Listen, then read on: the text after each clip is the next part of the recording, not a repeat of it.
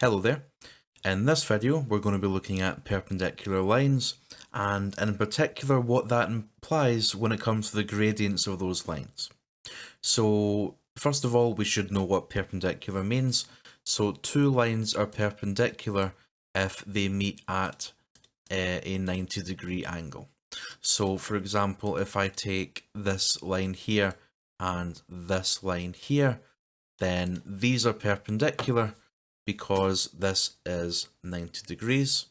However, if I were to draw another line off that, say this one, then this line is not perpendicular because this angle here is clearly not 90 degrees. This is something, maybe 30 or something, but the point is that it's not 90. So in maths, what we know is that if we multiply the gradients of two perpendicular lines, they will always equal -1.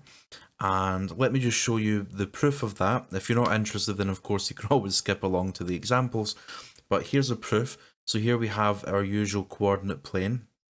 Now, I'm starting from the origin to some point P over here. I don't have to start at the origin, but for simplicity, I'm going to do that. So here's a straight line connected to P from the origin, and we will give this this point coordinates AB. AB. Alright, so what that means in particular, if we sort of just complete this triangle, is that this length here of this triangle is A, and this length here is B.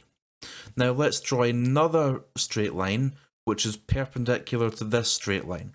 So if I take this, then remember perpendicular means at a right angle, so that will look like, I think that's just about 90 degrees right there. Yep, I'm happy with that. So this angle here is now 90 degrees, so let me just draw this like that. And also, what in particular, this angle here, if we call this theta, then this angle here is theta. So we've essentially taken this point and rotated it 90 degrees backwards.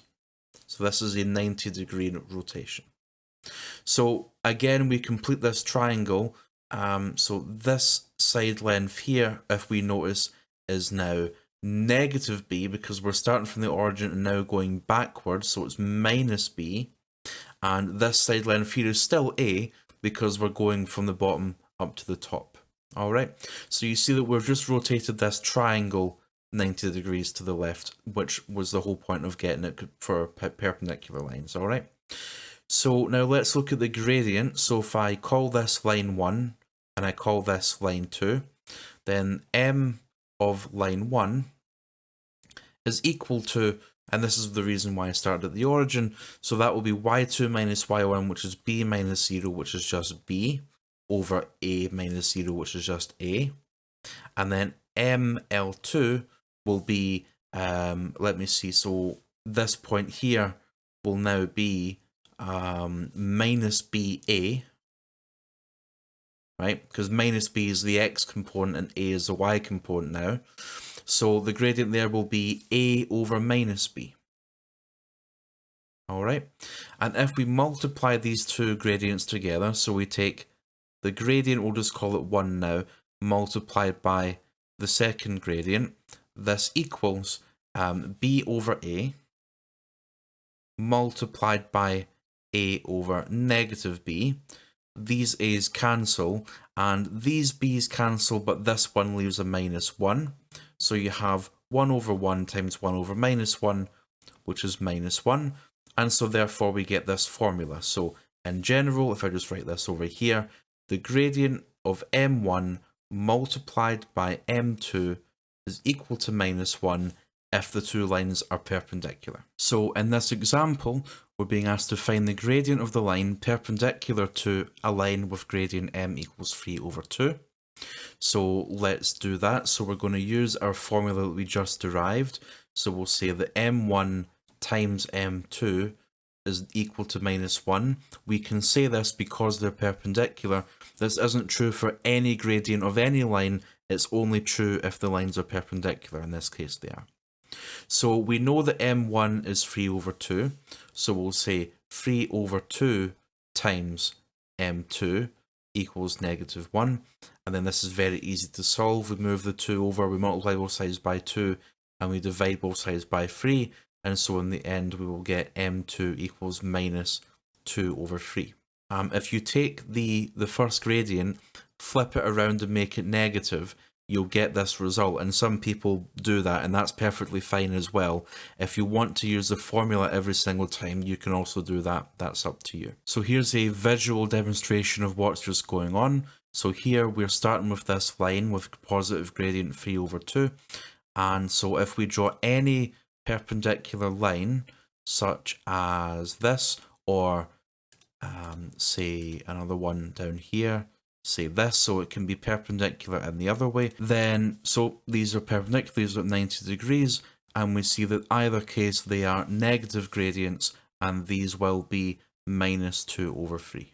Both of them will be. In our second example, we're being asked to find the equation of the line perpendicular to the line 2y plus x minus 4 equals 0, passing through the point 2 minus 4. So here we see that the equation of the line that we are given is in standard form, and that's not too useful for us in this case, because when we're talking about perpendicular lines and higher, we're normally talking about the gradient formula. So I really want to get the gradient from this line, because if I can get the gradient from this line, I can find out what the gradient is of the other line, and then using this point, I can use our National 5 knowledge to find the equation. So let's take this equation, 2y plus x minus 4 equals 0, and get this into the form y equals mx plus c by trying, in other words, change the subject of the formula to y. So we're going to get 2y equals minus x plus 4, and so y equals minus 1/2 x plus 2 when you divide both sides by 2. So here we can see now from this that the gradient of the first one is therefore minus 1/2, and so the gradient of the second one perpendicular to it will be, we flip this around and reverse the sign, so we make this negative, so that would be minus 1/2, which is just 2, or sorry, minus 2, will be 2 because of the formula. And now we know the gradient of the second one, and we have a point P2 minus 4. And if we know the gradient and a point, then we can use the formula again that we learn in National 5, which is y minus b equals mx minus a, and we sub these values in.